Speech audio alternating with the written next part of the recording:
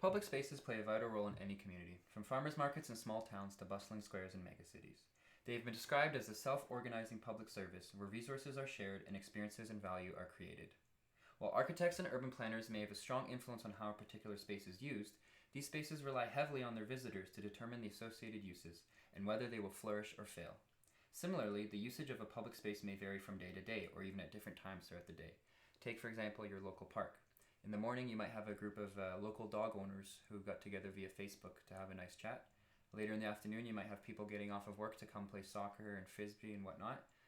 Later in the evening, you might have some organized baseball for kids. And then in the nighttime, it's sort of a free-for-all. You don't really know what's going on there. But what happens when a space is used in a way that was not intended by its designer or the public at large?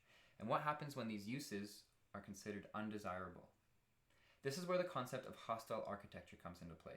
Known by other names such as hostile design or defensive architecture, it encompasses a number of strategies employed by planners and businesses alike to deter unwanted populations from using their spaces in unwanted ways. This is similar to the ways that many property owners take measures to deter pests such as pigeons and rodents from accessing their properties. So for example, especially a lot of older businesses in districts like Bloor West and Danforth and such, you'll notice they've got spikes on top of the signs to prevent pigeons from roosting there. Similarly, at St. Clair Station, the TTC has introduced some audio technology that promotes sound waves that deterrence to pigeons. But this raises a major question. Is it appropriate to refer to any group of human beings as pests? Typically, features of hostile architecture prevent homeless people from sleeping in particular spots or using a space in a similar way, such as loitering, congregating, any kind of gathering that is seen as being against the public interest. However, they are often presented in a positive light, so much so that you may not even notice their more sinister intentions. For example, just last year, Toronto General Hospital came under heavy criticism for its artistic installation that was actually installed to prevent homeless people from sleeping on top of a vent near the hospital's entrance. So, as you can imagine, vents with hot air coming up are very important for homeless people in the winter, especially when it gets really cold. It's just about the only place where they can sleep that has heat, and the hot air coming up through the vent allows them to retain body temperature. Whereas the Toronto General Hospital installed a series of waving bars just to completely close off the area, and it made it impossible to sleep there. However, following the negative response from the public, the hospital decided to remove the bars. This was far from the only example, and Toronto is by no means unique in its approach to deterring homeless people from using public spaces to suit their needs. So it's very common in Europe, especially in London and Manchester, I believe. There's a lot of criticism towards public officials and installations like this. But it is worth noting that Toronto seems to be the front runner. When you do a search online, a lot of the examples are coming from Toronto. And there's even a hashtag on Twitter, hashtag DefensiveTO, where users are documenting examples of defensive architecture across the city. Especially recently with the success of the Toronto Raptors, it was reported that the nets were being taken down in public places at 6 p.m. Mayor John Tory stepped in following the public outcry, and it has now been increased to 10 p.m., so make of that what you will. Some of the more common examples include the installation of metal spikes on flat concrete spaces, armrests for every seat on public benches, and massive planters such as those found outside Tim Hortons on Ryerson's University campus. This is where awareness and critical thinking come into play. Many people would appreciate the extra armrests provided on newer benches or the aesthetic appeal associated with planters. This stems from ignorance associated with privilege.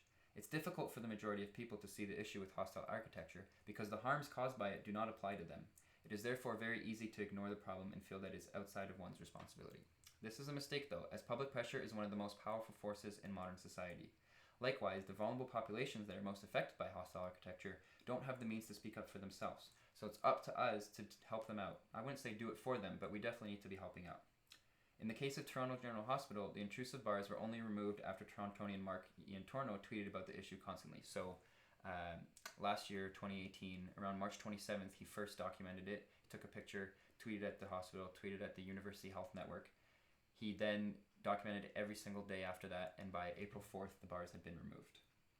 And by April 5th, there was a gentleman photographed sleeping there.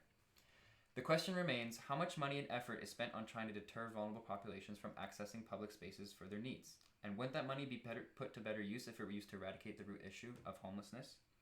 It is vital that we as citizens use our power for good rather than simply being passive participants in society. Next time you see an interesting new addition to a public space, consider its true purpose. Is it really there to add something to the space, or is it actually an attempt to remove something or someone? So when you go to a place like Dundas Square, the new square down by at Front Street near the St. Lawrence Market, there's all kinds of things going on the harbor front. Just stop, take a look around, look at who's using the space, think about how they're using the space, but think about how other people might use the space and how other people might need to use the space, the ones that aren't as visible at that particular moment in time. And just think about, is this a deterrent? Is this supposed to keep them away? Is this giving an illusion of peace? The illusion of peace is very powerful. So just open your mind, think about it, try to be critical in your thinking. Don't just appreciate the artistic. I mean, I personally love the artistic installations that are going on around the city, but sometimes you have to think, is this really just purely for art, or is there something else going on behind the scenes? So far, hostile architecture has been successful, generally flying under the radar due to the public's lack of awareness of its purpose. By thinking critically about public spaces, we can all do our part to ensure that the cities we live in cater to all residents.